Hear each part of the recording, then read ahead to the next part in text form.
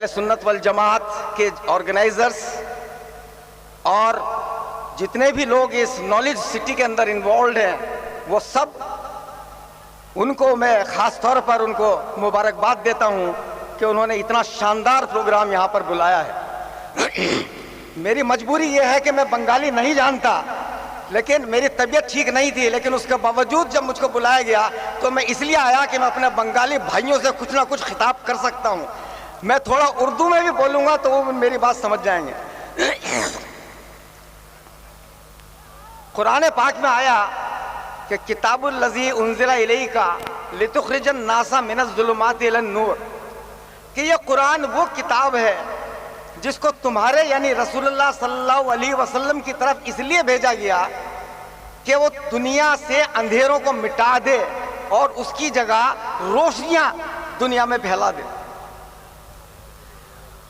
आज अफसोस की बात यह है कि हम जिस दुनिया में रह रहे हैं उस दुनिया को हम रोशनी की दुनिया कह नहीं सकते। उस दुनिया में चारों तरफ अंधेरा है, कहीं बीमारियों का अंधेरा है, कहीं क्राइम्स का अंधेरा है, कहीं आपस में नफरत का अंधेरा है, कहीं जंगें हो रही हैं, कहीं खाना जंगियां हो रही हैं। और इसकी एक वजह यह है कि इस दुनिया पर अगर कोई ये समझता है कि साइंस की चलती है तो साइंस की नहीं चलती, अगर कोई ये समझता है कि इस दुनिया के अंदर मजहब की चलती है तो जाहिर है मजहब की नहीं चलती है, अगर एथिक्स की चलती है तो नहीं चलती है, अगर इस दुनिया में किसी चीज की चलती है तो वो इकोनॉमिक्स की चलती है, पैसे की चलती है।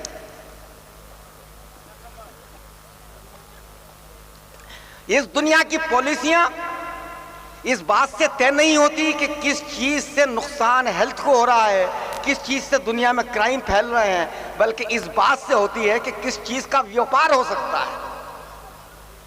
कुरान पाक ने और तमाम मज़ाहिब का तरीका यही रहा है, और ख़ास तौर पर कुरान करीम ने जो पूरा शरीयत सामने रखी वो इंसान की बका और बहबूद के लिए रखी, इंसान की सलामती के लिए रखी, और उसमें हेल्थ एक बहुत इंपॉर्टेंट कॉन्स्टिट्यूएंट है।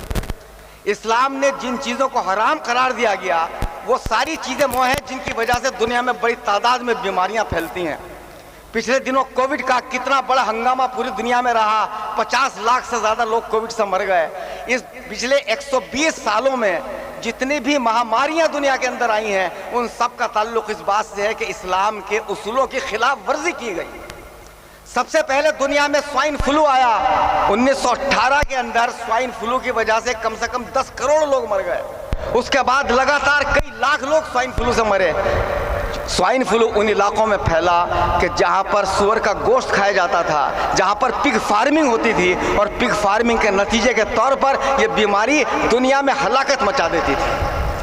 उसके बाद बहुत सारे और पेंडेमिक्स आते रहे जिसका ताल्लुक स्वाइन फ्लू से था। 1958 में आया, 2009 में कई लाख लोगों की दुनिया में जान चली गई। लेकिन दुनिया में पिग फार्मिंग अभी भी जारी है, चूंकि ये एक बहुत बड़ा बिजनेस है। उसके बाद दुनिया में जो सबसे बड़ी महामारी फैली है वो थी HIV एड्स, जिसकी वजह से पिछले 30 साल के अंदर 4 करोड़ लोगों की दुनिया में जान चली गई। लेकिन आपको मालूम है कि ये बीमारी किससे फैली? ये बीमारी फैली नाजायज ताल्लुकात की वजह से, गंदगी की वजह से, जिसे होमोसेक्सुअलिटी कहते हैं, प्रोस्टिट्यूशन कहते हैं, नाजायज ताल्लुकात, इन सब की वजह से ये बीमारी फैलती चली गई। और आज भी दुनिया में 6 लाख लोग इस बीमारी के शिकार हैं। लेकिन इस दौरान सेक्स एक बहुत बड़ी तिजारत बन गया, सेक्स एक बहुत बड़ा बिजनेस बन गया। आज अदालतें हों वो भी ऐसे फैसले सुना रही हैं कि जिनसे ये तमाम जिनसी बेरहरवी बढ़े, जिनसे लोगों के अंदर एक गलत किस्म के ताल्लुकात पैदा हों, और उसी की तरफ शादी का पूरा जो निज़ाम था, जो पूरा traditional system of medicine family था, वो तमाम बीमारियों से रोकने वाला है। लेकिन अब उस फैमिली सिस्टम को तोड़कर ये बात कही जा रही है कि चाहे कोई किसी के साथ ताल्लुक इख्तियार कर ले, जाहिर है। और इसी की वजह से एक और बीमारी दुनिया के अंदर बड़ी पिछले सामने आई, HPV फैली।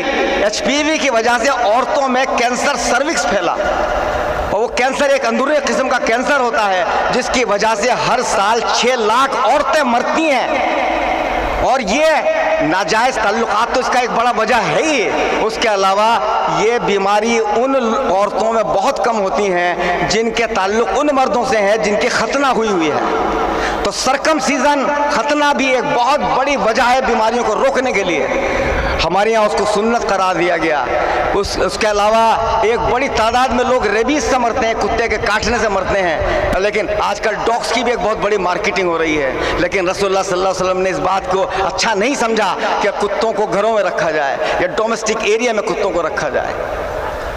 जितनी भी बीमारियां, इवन कोविड भी जो स्टार्ट हुआ वो ऐसे जानवरों में शुरुआत हुई, चाहे वो पेंगुइन हो, चाहे बैट्स हो चाइना के अंदर, जिनको इस्लाम में हलाल तस्वुर नहीं किया जाता। तो इस्लाम में ताल्लुक़ हेल्थ से है, और ख़ास तौर पर जो ये जो नया प्रोजेक्ट चल रहा है इसका ताल्लुक़ मैटरनल एंड चाइल्ड केयर से है। और अल्हम्दुलिल्लाह मैंने इस फील्ड में बहुत काम किया है। और मैं ये बता दूं आपको कि कुरान पाक ने कहा कि हर माँ अपने बच्चे को 2 साल तक मुसलसल दूध पिलाए।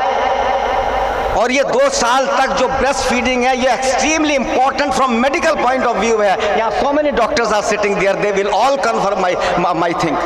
और पूरी रिसर्चेज ये हुई हैं कि जिन बच्चों को पूरे 2 साल का दूध मिलता है उनकी लाइफ एक्सपेक्टेंसी यानी उनकी औसत उम्र 10 से लेकर 15 साल तक बढ़ जाती है। उसके अलावा जब तक एक्टिव ब्रेस्ट फीडिंग हो रही है, यानी माँ खूब दिन रात अपने बच्चे को दूध पिला रही है, अगला बच्चा होने के इम्कानात भी कम हो जाते हैं। तो यानी अल्लाह भी इस बात को पसंद करता है कि 2 बच्चों के दरमियान तकरीबन 3 साल का वक्फा कम से कम होना चाहिए। पूरा का पूरा निज़ाम सेहत पर मबनी है। और दूसरी जो अहम चीज़ है इस्लाम के अंदर वो है कि क्राइम्स को रोकने वाली सोसाइटी है। आज दुनिया के अंदर क्या हो रहा है, पहले वेपन्स बेचे जाते हैं, फिर क्राइम्स भी एक बहुत बड़ा बिजनेस है। और जब क्राइम हो जाता है तो फिर अपना वकील और पुलिस ये सब अपना बिजनेस में लग जाते हैं। एक एक केस के अंदर 10-10 साल और 15-15 साल मुकदमे चलते रहते हैं, और उसके बाद में फिर जेल में डाल दिया जाता है। वो भी एक बहुत बड़ा बिजनेस है। प्रिजन भी एक बहुत बड़ी इंडस्ट्री बन गया इस दुनिया के अंदर। तो मैं आप सब लोग, चूँकि यहाँ पर जो लोग मौजूद हैं, मैं ये बात सारे मज़ाहिब के लोगों से कहता हूँ, और मैं इसीलिए इस बात पर जोर देता हूँ कि अगर इस दुनिया से अंधेरों को मिटाना है तो तमाम मज़हबों को एक होना होगा। जब तक वो एक नहीं होंगे तो ये जो ताकतें, बाज़ार की ताकतें हैं, ये सारी दुनिया में तबाही मचाती रहेंगी। इससे अगर निपटना है तो मज़हबों को एक होकर, मैं कहा करता हूँ कि रिलीजियस आइडेंटिटी के बुनियाद पर नफरत करना बंद कर दीजिए और रिलीजियस मोरलिटी के बुनियाद पर एक हो जाइए।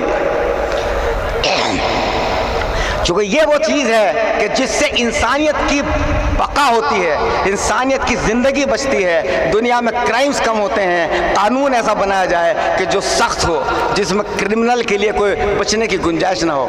आज दुनिया के अंदर अगर 20 लाख लोग दुनिया के अंदर हर साल मर्डर होते हैं तो इसलिए होते हैं कि इस पर कोई सज़ा नहीं होती है। तो बस मेरा आप हजरात से यही दरख्वास्त है कि नॉलेज सिटी में कुछ दुआ करता हूँ कि कामयाब हो। और चूँकि इसमें एक इतनी बड़ी अजीम हस्ती का नाम इसके साथ जुड़ा हुआ है, हज़रत अबू बकर सिद्दीक़, अल्लाह उनके मर्तबे को बुलंद करे, उनके मकामात बुलंद करे, और आप लोग उनके साथ हैं तो मुझे यकीन है कि इंशाअल्लाह ये एक इदारा बड़ा तरक्की करेगा और यहाँ पर यूनिवर्सिटी बनेगी, मेडिकल सेंटर्स बनेंगे, और इस इलाके के अंदर पूरा एक ऐसा निज़ाम कायम होगा। आप यहाँ से तहिया करके उठिए कि आप स्मोकिंग नहीं करेंगे, किसी गलत काम में नहीं पड़ेंगे, ये भी आप तहिया करके उठिए कि और इस्लाम ने जिन चीज़ों को पसंद नहीं किया उनको कबूल नहीं करेंगे। नमाज और रोज़े में भी सेहत के बहुत बड़े मफादात जुड़े हुए हैं, बहुत बड़े फ़ायदे जुड़े हुए हैं। उस तरफ ध्यान दीजिए, उस पर अमल कीजिए, इंशाअल्लाह दुनिया में भी कामयाबी मिलेगी, आखिरत में भी कामयाबी मिलेगी। आखिर दावाना अल्हम्दुलिल्लाहि रब्बिल आलमीन।